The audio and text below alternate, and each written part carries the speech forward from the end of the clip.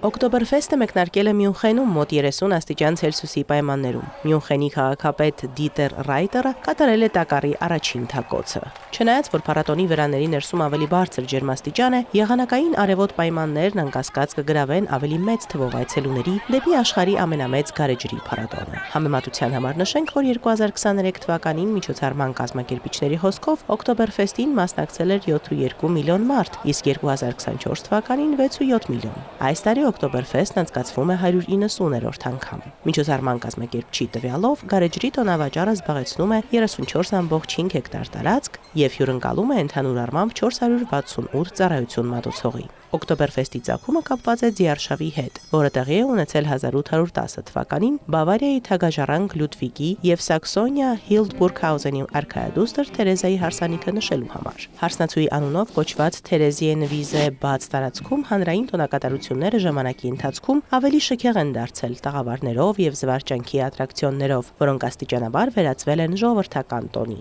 Այժմ միջոցառումն ամեն տարի ընդունում է միլիոնավոր այցելուների, որոնք փառատոնի ընթացքում խմում են 1 միլիոն լիտր գարեջուր։ Հարյուրավոր այցելուներ դիտել են Օկտոբերֆեստի զգեստների շքերթը վայելելով Մյունխենի տաք արևը։ Աշխարհահռչակ գարեջրի փառատոնի երկրորդ օրը բավարարական ավանդական հագուստով մարդիկ, փողային նվագախմբերը եւ ձիաքարշ կառքերը երթով անցել են ժպտացող ամբոխի միջով։ Օկտոբերֆեստի համար ավանդական բավարարական հագուստը կոչվում է տրախտ։ Սովորության համաձայն տղամարդիկ կրում են լեդերհոզեն կամ կաշվե տաբատներ, որոնք կամ կարճ են կամ մինչև ծնկները, հաճախ վանդակավոր վերնաշապիկով, բարձր բրդյա-գուլպաներով եւ փետուրով գլխարկով, որը երբեմն հայտնի է որպես տիրոլյան կամ ալպիական գլխարկ, որտեղից էլ այն ծագել է։ Կանայք կրում են դիրնդլ կորսետով զգեստներ, որոնք նուրբ դետալներ ունեն, առջևի հատվածը ժանյակավոր է եւ գոգնոցով։ Ավանդաբար, եթե գոգնոցի ժապավենը կապված է ձախ կողմում, դա նշանակում է, որ կինը միայնակ է, իսկ աջ կողմում ոչ։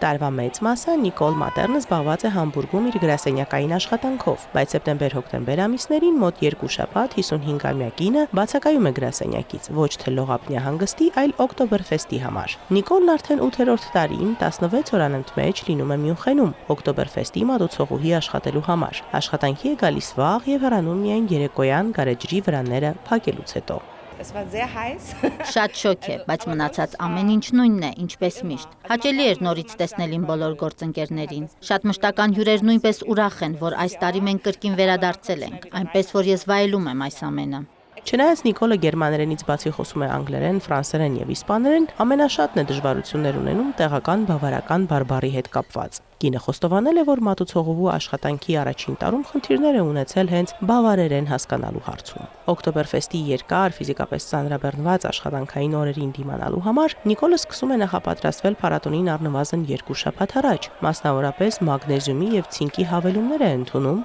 եւ մեծ քանակությամբ ջուր է խմում։ Կինը նաև ընդգծում է բավարար քնի կարևորությունը, ասելով, որ ինքը շատ արագ քնելու պարգև ունի, ինչը նրան օգնում է լավ հանգստացած հաղթահարել լարված աշխատանքային շաբաթները։ Նիկոլը հույս ունի շարունակել վերադառնալ Օկտոբերֆեստ եւս մի քանի տարի։ Իր կողքին աշխատող 70 տարեկան եւ ավելի տարեց գործընկերների շնորհիվ նա հեշտությամբ կարող է ապագայում բավականին զբաղված սեպտեմբեր-հոկտեմբերներ ունենալ։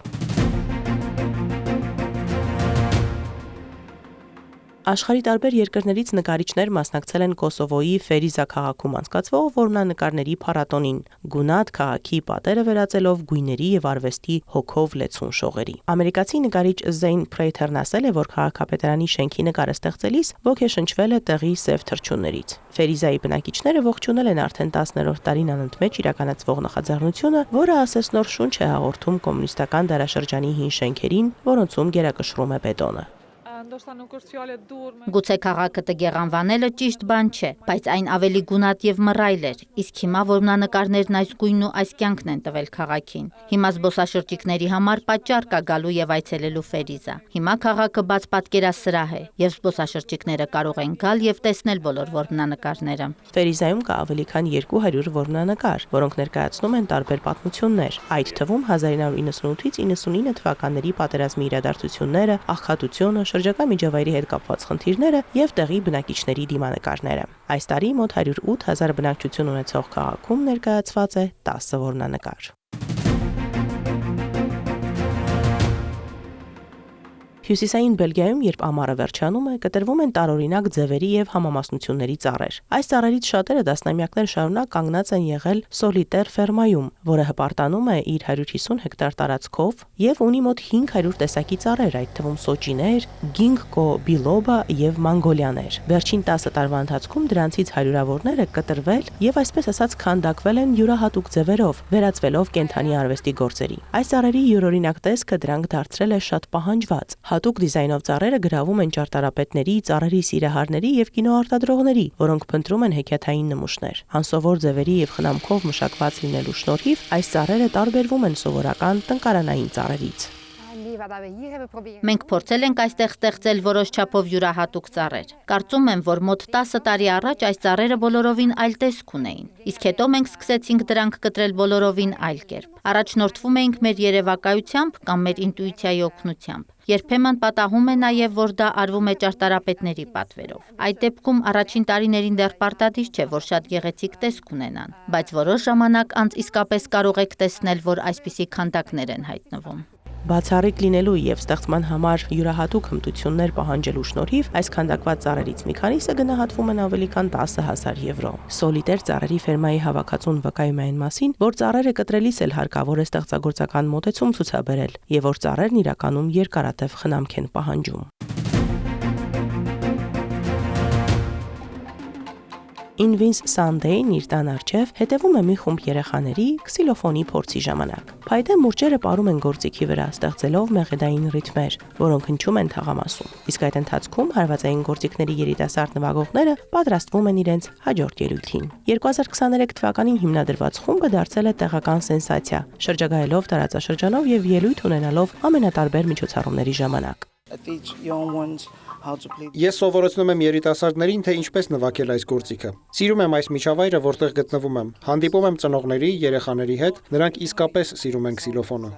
Քսիլոֆոնը խոր մշակութային նշանակություն ունի Ակվա Իբոմում, ավանդաբար առանձնահատուկ տեղ է գրավում տեղական արարողություններում, սակայն Սանդեյը մտահոգված է, որ այդ ժառանգությունը ստվերվում է արևմտյան գործիքներով։ Տարբեր միջոցառումների ժամանակ խումբը գրավում է հանդիսատեսին իր բացառիկ ու մեղեդային կատարումներով։ Հանդիսատեսը գրեթե միշտ հեռախոսներով անմահացնում է նրանց կատարումները։ Նիգերիացիներն անշուշտ հուզվում են լսելով իրենց ավանդական երաժշտությունը։ Սանդեյը ոչ միայն նվագում է քսիլոֆոն եւ իր հմտությունները փոխանցում աշակերտներին, այլև անձամբ է քսիլոֆոն պատրաստում։ Սա մի հմտություն է, որը նա կատարելագործել է ավելի քան 12 տարի։ Սանդեյի համար, որն սկսել է նվագել քսիլոֆոն 7 տարեկանում, առաքելությունը հստակ է՝ պահպանել այս երաժշտական ժառանգությունը, ապացուցելով, որ ավանդական եւ ժամանակակից հնչյունները կարող են անթերի համադրվել։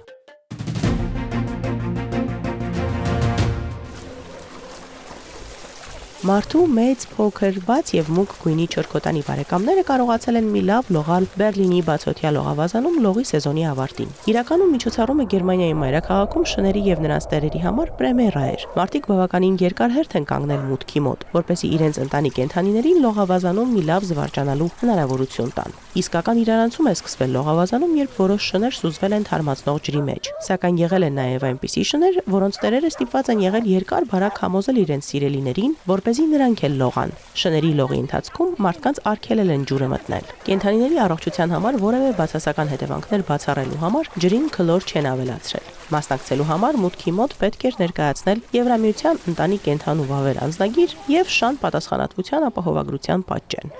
Գաղափարը վաղուց է գոյություն ունեցել։ Այցելուներն անընդհատ հարցնում են մեզ, թե կարող են իրենց շներին բերել։ Շներին սովորաբար թույլ չեն տալիս մտնել բացօթյա լողավազան։ Այստեղ շատ շներ կան, որոնք սիրում են ջուրը, եւ դրա նկատմամբ մեծ պահանջարկ կա։ Ուստի մենք պարզապես որոշեցինք ընդառաջ գնալ մեր համակարգացիների ցանկությանը։ Լողավազանն այժմ իրականում փակ է հանրության համար։ Մենք այլևս քլոր չենք լցնում դրա մեջ։ Այն միևնույնն է գոլոշիանում է։ Մուտքի տոմսի արժեքը շան ու տիրոջ համար միասին եղել է 6 եվրո, 2-ը տիրոջ, 4-ը շան համար։ Միջոցառումն անցկացվել է 2 օր։ Ոլորտի պատասխանատուներն ասում են, որ այս տարի եղանակային անբարենպաստ պայմանների պատճառով բացօթյա լողավազաններից ավելի քիչ մարդ է օգտվել։ Եթե անցած տարի 1.9 միլիոն մարդ է այցելել Բերլինի բացօթյա լողավազաններ, ապա այս տարի այդ թիվն ընդամենը 1.3 միլիոն էր։ Մարոտ Հարվերդյան, Այլ լուրեր։